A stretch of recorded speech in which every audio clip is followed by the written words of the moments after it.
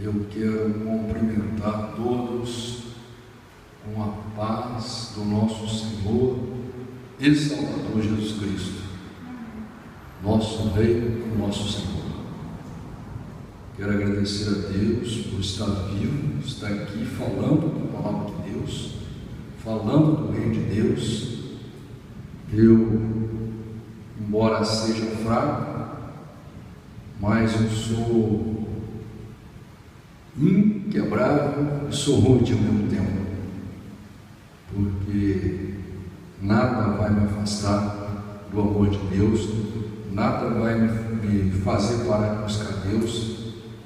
Não importa a situação que eu tiver, eu jamais quero abandonar Deus, porque esse Deus tão maravilhoso que mudou completamente a minha vida, mudou completamente a minha visão, minha maneira de pensar, minha maneira de agir, minha maneira de enxergar as coisas, de sentir.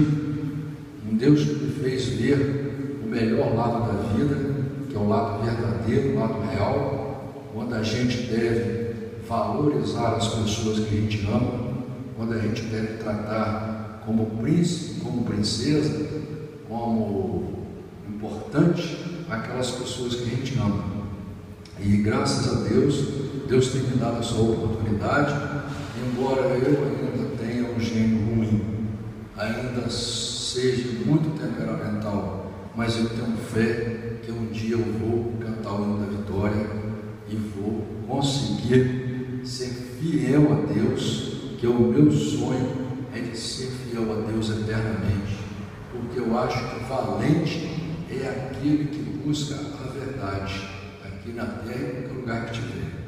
Valente é aquele que vive da realidade, da matemática, como 2 mais 2 é igual a 4, assim deve ser a vida do ser humano.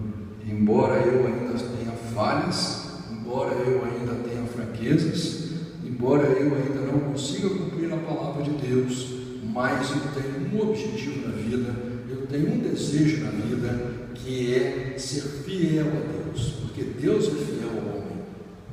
Deus faz a parte dele bem feita, corretamente. Tudo de Deus é maravilhoso, é perfeito, é bem feito.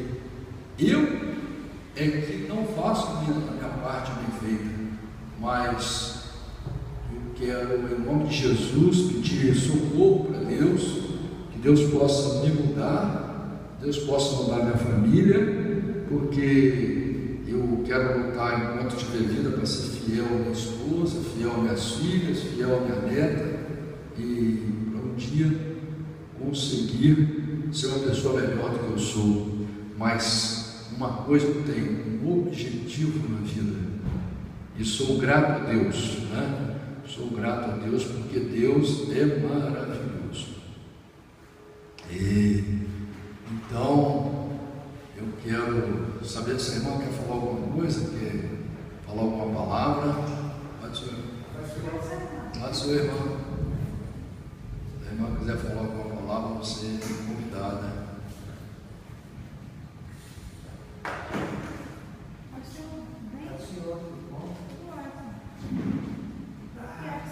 Então, graças a Deus estamos aqui vivos para adorar a Deus.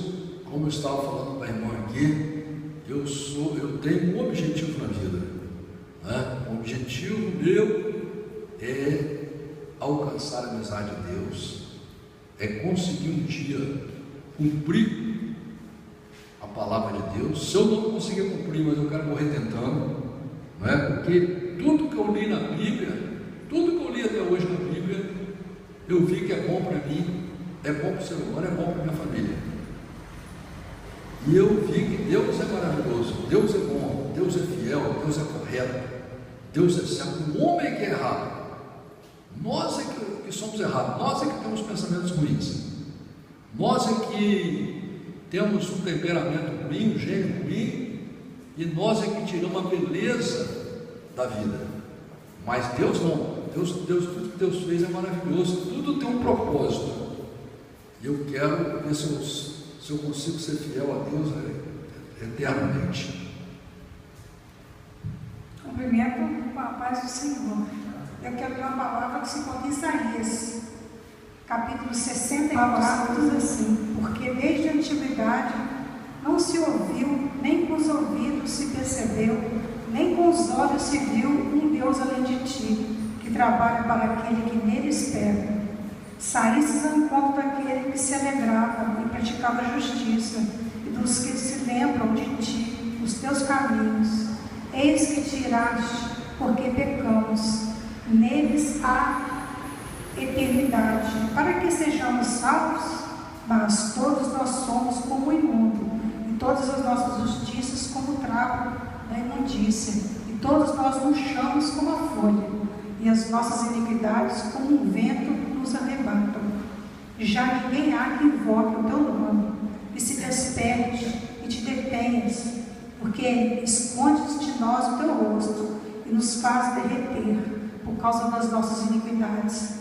Mas agora, ó Senhor, Tu és o nosso Pai, nós o barro, e Tu o nosso oleiro, e todos nós a obra das Tuas mãos. Sim, por isso que queremos que, aqui nos diz, né, que somos o barro. Por isso queremos que Deus, a cada dia, nos quebre e nos molde segundo a Sua vontade, para que possamos agradar a Ele e receber as promessas que Ele tem para nossas vidas. Quando buscamos qualquer relacionamento, nós buscamos no outro, e a gente vai se relacionar com ele, uma atitude que a gente imagina, né? A gente imagina quando começa um relacionamento de intimidade com qualquer pessoa, a gente imagina na nossa cabeça que essa pessoa gosta da gente, né? E a gente espera que ela goste gratuitamente, que ela tome atitudes para demonstrar esse amor, que ela procure sempre nos agradar, fazer a nossa vontade, né? E eu tenho uma preocupação muito grande no meu relacionamento com Deus, porque é muito difícil para a gente amar a Deus, mas eu sei da onde que Deus me tirou, eu sei qual seria o meu futuro. Muitas pessoas talvez elas não tenham passado por uma grande dificuldade, uma situação terrível, né? A gente vê aí na televisão quando a pessoa ela enfrenta a morte de verdade mesmo, ela vê a morte, e ela muda a vida dela, ela sempre fala assim: agora estou vivendo cada dia, eu vivo o dia de hoje. Por quê? Porque ela foi lá na cova, né? Então ela viu que morrer não é bom, ela viu que sofrer não é bom, né? E eu fico impressionado quando eu olho para trás da minha vida com a oportunidade que Deus me deu, porque eu não tinha chance aqui. Eu tenho um amigo, por exemplo, um grande amigo meu, amigo da Luísa, um grande amigo, pessoa, gente finíssima, pessoa maravilhosa, pessoa bondosa, casou, teve um filho tudo certinho, era um cara bom de cabeça. Daí começou a andar com gente que não prestava, começou a tomar cachaça. Eu me lembro que eu tomei umas cachaças com ele, tomar uma cachaçinha, tomar cachaça.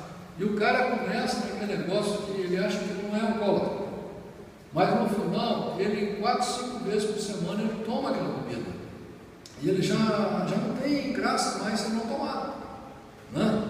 E aquilo vai estragando o casamento, vai estragando o relacionamento, vai estragando a pessoa por dentro.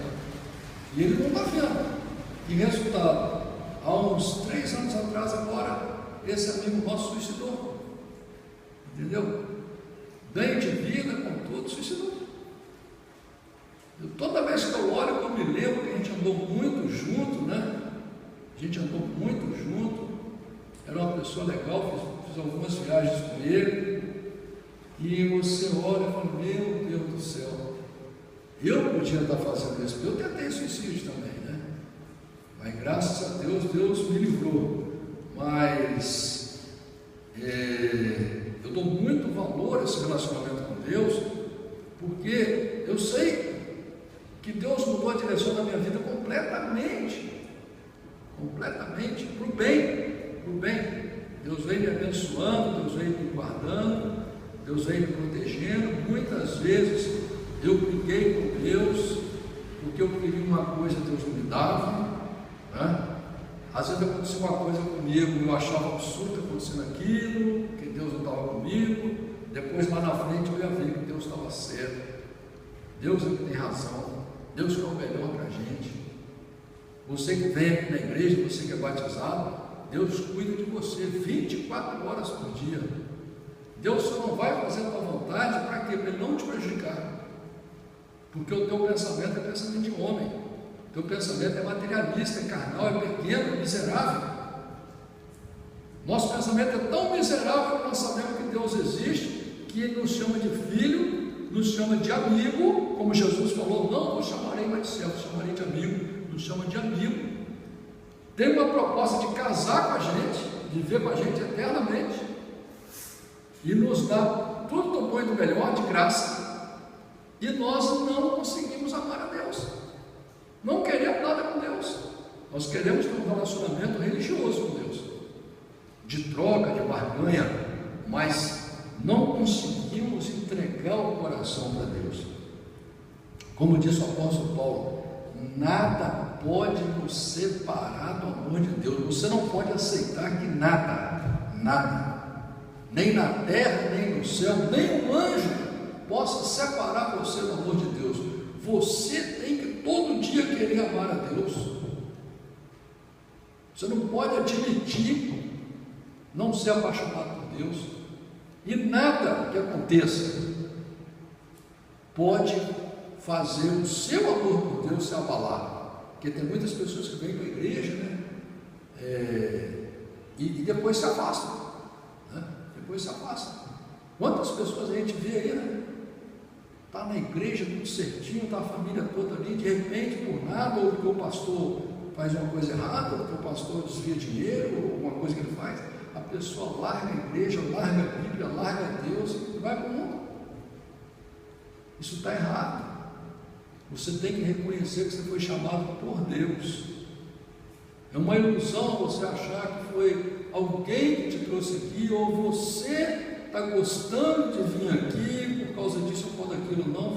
Não pense assim, que você está pensando pequeno. É Deus que tem te chamado, é Deus que tem te trazido. É Deus que está querendo te dar um futuro maravilhoso, que está querendo cuidar de você. Nós estamos entrando numa época da sociedade onde as famílias vão acabar, onde a palavra de Deus vai acabar, a Bíblia vai sumir. Só que a Bíblia não vai sumir assim, não vamos fabricar mais Bíblia. A Bíblia vai sumir, tem uma profecia que está lá no livro de Amós. Se você ler uma Bíblia NVI, por exemplo, pegar uma NVI dele e comparar com a Bíblia normal, você vai ver que eles já mudaram completamente o sentido da Bíblia. Fora mais de 5.000 palavras que tiraram e versículos inteiros que tiraram, eles estão mudando o sentido. Não é, por exemplo, se eu disser que esse microfone é preto e alguém vier e disser é negro, não tem problema nenhum. Mudou a palavra, mas não mudou o sentido. Mas se alguém disser que é amarelo, aí complicou, porque a verdade é que é preto, tá? E é o que estão fazendo. Então, o que acontece? Nós temos que nos aperceber disso, que nós estamos entrando num tempo que, mesmo que não venha o dia do Senhor amanhã, que ainda dure 1 ano, ou 10 anos, ou 100 anos, como a Bíblia diz, tem gente que engana a gente dizendo que até hoje não veio o dia do Senhor, até hoje Jesus não veio. Ainda bem, se Jesus tivesse vindo antes, eu não teria a oportunidade, nem você, né? O que importa não é se Jesus vai vir amanhã buscar a sua igreja, o que importa não é se você vai morrer amanhã. O que importa é você reconhecer Deus na tua vida, se alegrar, porque apesar de qualquer circunstância, quem está com você é Deus, quem te chama é Deus, quem está lá do céu olhando para você, que você tem que estar sabendo, você acorda, vive o seu dia a dia, como se nada tivesse acontecendo, mas tem um Deus todo-poderoso, Criador dos céus e da terra, um Deus maravilhoso, que Ele está olhando para você, até quando você está dormindo. Deus está olhando para você até quando você está dormindo. Não é? E você tem que se aperceber disso. Porque daqui a pouco, meu irmão, a gente não sabe. Se você ler Apocalipse capítulo 11, Apocalipse capítulo 9, você vai ver o que vai acontecer com a terra, o que vai acontecer com esse mundo aí. Fora que o pior que está acontecendo, a falta de amor, o desamor. A gente aqui, ó, eu não sei, vocês são mais jovens, mas a gente aqui, ó, a gente não está conseguindo amar mais ninguém. Nós estamos com um amor hoje totalmente prático, é um amor prático, é um amor material, não é aquele amor mais profundo que há 30, 40 anos atrás, quando se amava um amigo, quando se amava uma mulher, te dava febre,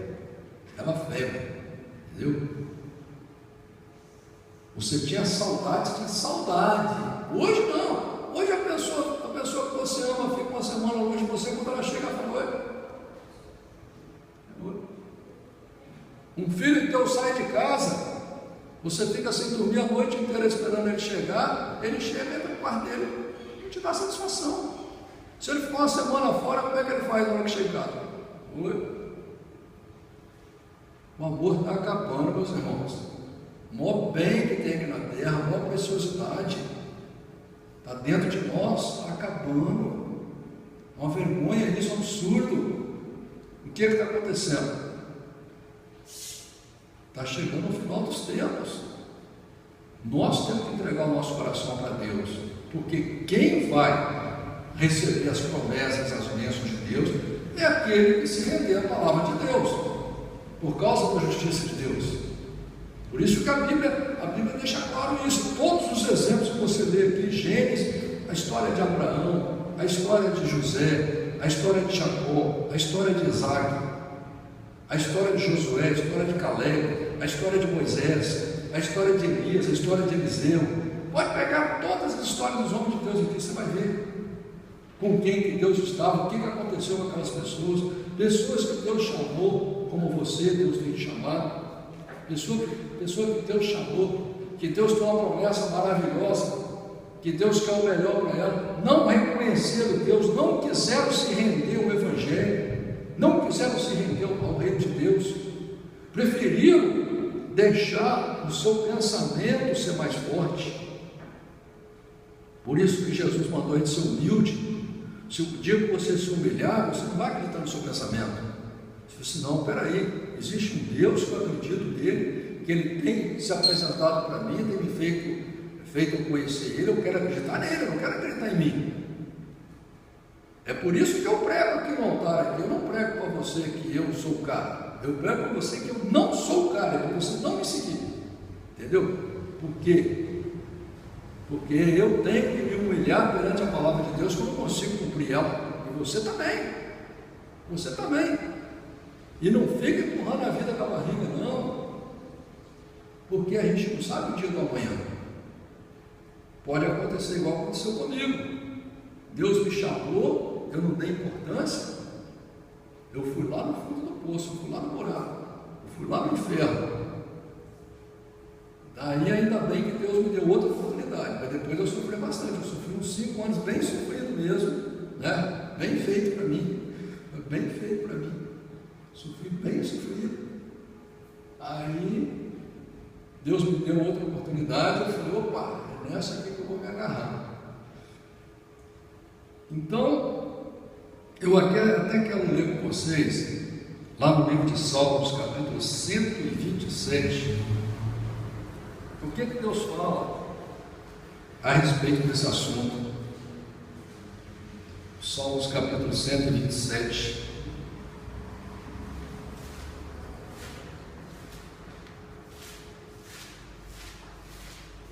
Eu quero dizer uma coisa para você que vem aqui nessa igreja. A nossa igreja aqui ela é baseada na palavra de Deus. E parece que a gente prega a mesma coisa sempre, né? As exortações são as mesmas. Mas eu quero dizer um negócio para você. Você sabia que é a mesma? E vai ser sempre a mesma? Porque a Bíblia fala a mesma coisa do início até o fim. A Bíblia só fala uma coisa: para você se arrepender se humilhar e se converter. Essa é a história da Bíblia, do início ao fim. Qualquer história que um mestre, um pastor decente for contar na igreja dele, qualquer pregação, ela tem que ser de exortação a você. Qualquer uma. A Bíblia todinha é para isso, para te exortar. O resto que tem nas igrejas é só para enganar o cidadão, para o cidadão vir na igreja e perder o tempo dele, entrar vazio na igreja, mais vazio ainda. Aqui não, aqui cada vez que você vier a pregação é a mesma. É para você se humilhar, se arrepender e se converter, entendeu? Por isso que é difícil vir aqui. A igreja aqui é um pouco chata mesmo, mas é isso que mudou minha vida. É isso que mudou minha vida, entendeu? Só a verdade pode nos mudar. Sem a verdade é impossível a gente mudar. E a verdade ela vai ser contra mim, contra você, tá? Mas o que importa é que Deus está nos chamando. Lá no livro de Salmos, capítulo 127, diz assim: se o Senhor não edificar a casa, em vão trabalham os que a edificam. Se o Senhor não guardar a cidade, em vão vigia a sentinela. Olha o que Deus está querendo dizer com isso aqui. Isso é o próprio Deus falando. Muitas vezes você, no seu dia a dia, quando você acorda, que surgem vários problemas, você sabe que você, às vezes no trabalho, você tem que resolver isso, você tem que resolver aquilo, na sua vida pessoal, na sua vida sentimental. Quanta coisa a gente tem que resolver, né? O que Deus quer dizer aqui? Olha, Ele falou assim: não adianta você querer achar que com a sua força é você que vai resolver, porque Deus, quando nos chama, Deus nos chama para ser dependente dele, e Ele está certo. Ele está certo, porque a Bíblia diz que os pensamentos de Deus não são os mesmos pensamentos nossos. Os pensamentos de Deus são melhores que os nossos.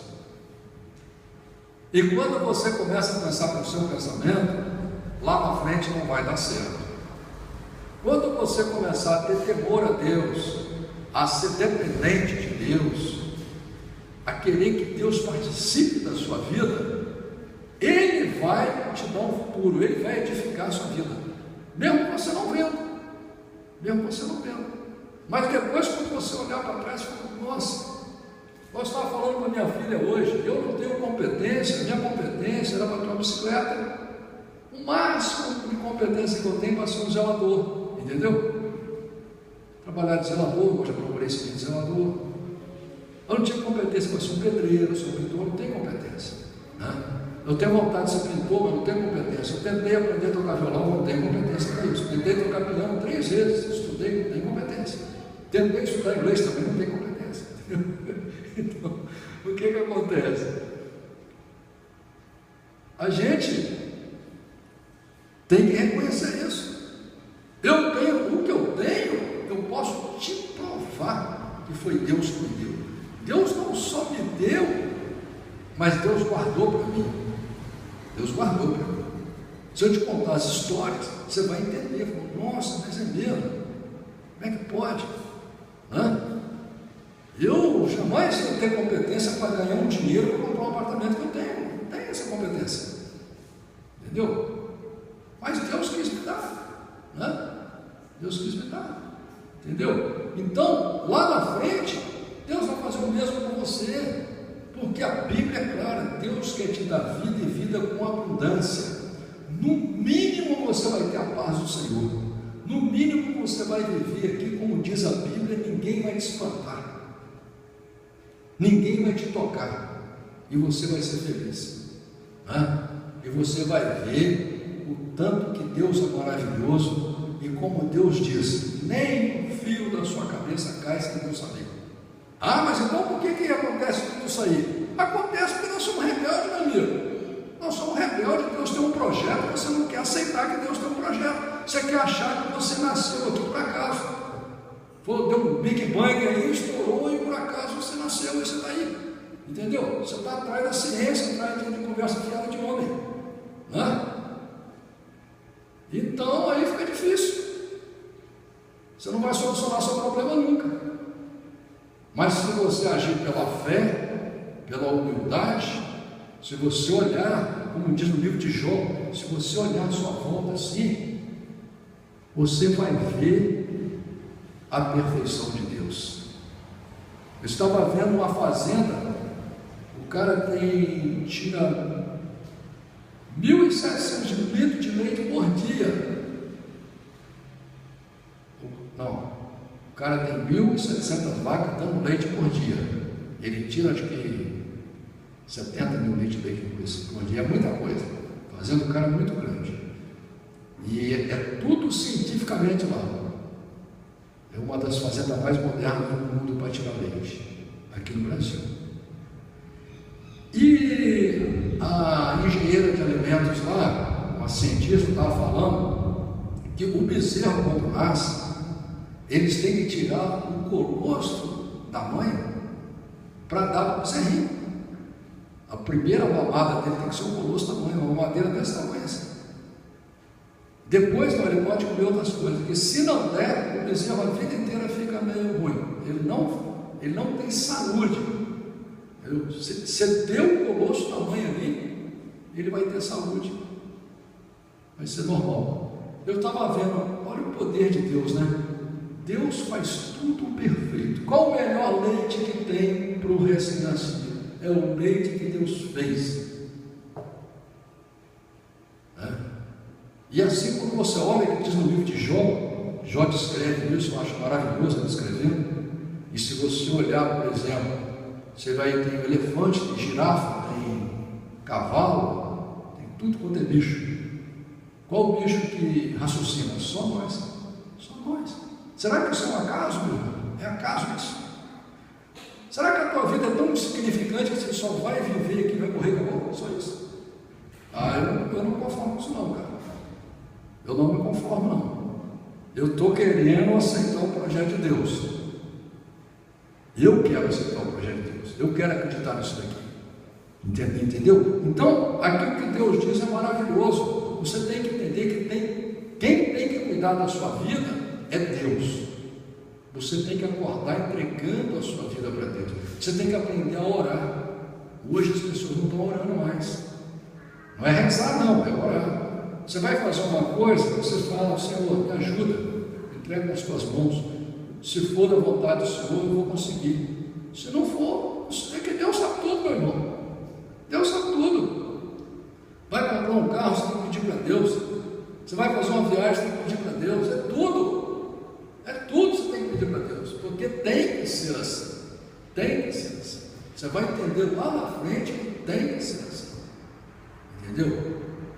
Então, até para vir na igreja você tem que pedir para Deus. E aprender a pedir a palavra que você viu falar aqui. Se o Senhor não guardar a cidade, em vão vigia a sentinela. Pode botar tanque de guerra, pode botar exército, pode botar o que você quiser, meu amigo. Se Deus não estiver vigiando, não adianta.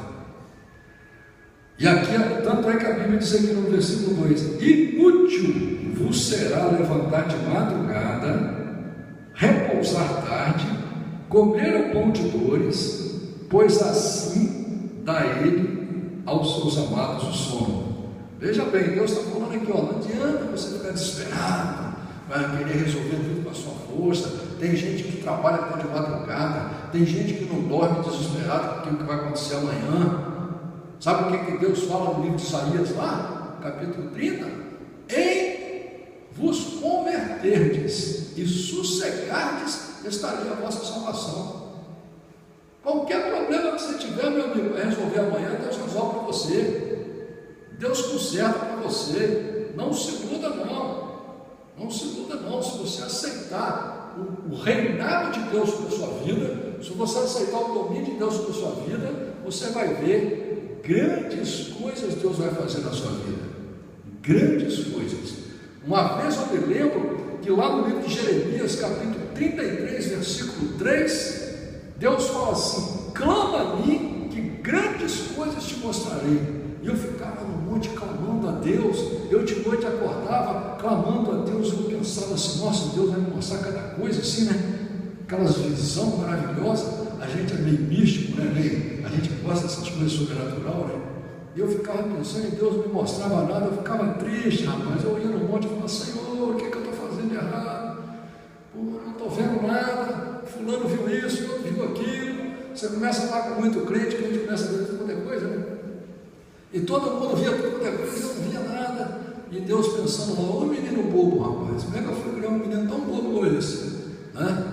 Aí até que eu comecei a olhar direito assim, e falei, meu Deus, olha o que Deus fez, olha o que Deus fez, olha o que Deus fez. E Deus estava fazendo grandes coisas na minha vida, mas grandes coisas na minha vida. E eu não estava vendo, aí que eu comecei a ver, eu falei, nossa, Deus é maravilhoso.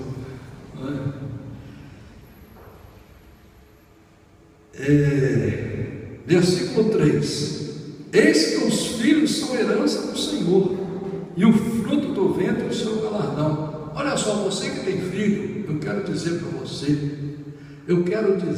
você uma coisa muito séria, muito importante. A Bíblia diz que o diabo tenta tomar o lugar de Deus. Livro de Isaías, capítulo 14, que o diabo quer tomar o lugar de Deus. A Bíblia diz, ai da terra que desceu a voz, o diabo, para destruir a gente, acabar com as famílias. Você que tem filho, você sabe que desde quando você concebeu esse filho, tanto o marido quanto a mulher, você já amou essa criança. Você se preparou para essa criança vir, você comprou fralda, você comprou roupinha, você comprou bercinho, você, né? Aquela alegria de vir o filho. Aí o filho vem, né? Aquela tensão da criança nascendo, o medo se vem com problema, se não vem com problema. Daí a criança nasce, aquele bichinho feinho, né? A gente acha lindo, mas é tudo feinho. E você se dedica àquela criança, o casamento quase que acaba, porque você tem que ficar 100% vivendo com aquela criança. E enquanto essa criança está pequenininha, você tem um domínio sobre ela, você acha ela linda, maravilhosa, tudo que ela faz é lindo, o cocôzinho dela é lindo, o xixizinho é maravilhoso. A criança começa a crescer, a sociedade ensina ela a ser tua inimiga. Não é assim? A sociedade ensina ela a ser tua inimiga. E você é ensinado pela sociedade a ser inimigo deles também. Porque começa o tititi, a fofoca, a cutucação, a mudança de visão, a mudança de olhar. Você já não olha mais como se fosse aquele bebê que Deus te deu, aquele presente maravilhoso que Deus te deu, aquela vida maravilhosa que Deus te deu, aquele amor puro, sem interesse que você tem. Não é verdade que você ama teu filho sem interesse nenhum? É o amor mais puro que você tem. É mais puro do que pela pessoa que você te ajudou a conceber. Porque ali não havia um interesse sexual e outras coisas mais. Mas o amor pelo filho é puro, é sincero, de dentro do seu coração. Você sabe que até a sua vida você dá pelo teu filho. Não é? E no entanto, o que acontece? Você fica ouvindo a sociedade. O teu filho fica ouvindo a sociedade e vocês se tornam inimigos. Inimigos, tornam inimigos. Aquela pessoa, ao invés de ser alegria, um presente de Deus, uma herança de Deus, ela se torna um peso. Ela se torna um peso para a gente. Então, o que é isso? É o ângulo de visão. É a maneira com que nós estamos vendo, mas nós não podemos aceitar isso. Nós não podemos ter um olho ruim. Jesus manda a gente ter um olho bom. E aquele bichinho ali, que dá vontade de você pegar e dar um couro, dá vontade de você pegar e amarrar uma corrente já de castigo para tomar juízo. Porque não sabe o tanto que você ama aquele bicho, não sabe o tanto que você já se dedicou, já deu para aquele bicho ali. Ela é capaz de encontrar um desconhecido na rua, uma desconhecida que nunca viu, nem sabe como que é, entregar o coração todinho para aquela pessoa, fazer tudo que a pessoa manda. E você que é o pai, que é a mãe, que morre por eles não te dão valor nenhum, não te dão consideração nenhuma. Não é bem assim? É bem assim. Mas nós temos que fazer a nossa parte. nós temos que fazer a nossa parte. Nós temos que, igual vocês que têm criança menorzinha, já começar a botar leituras bíblicas para a tua criança ouvir, né? Falar de Deus,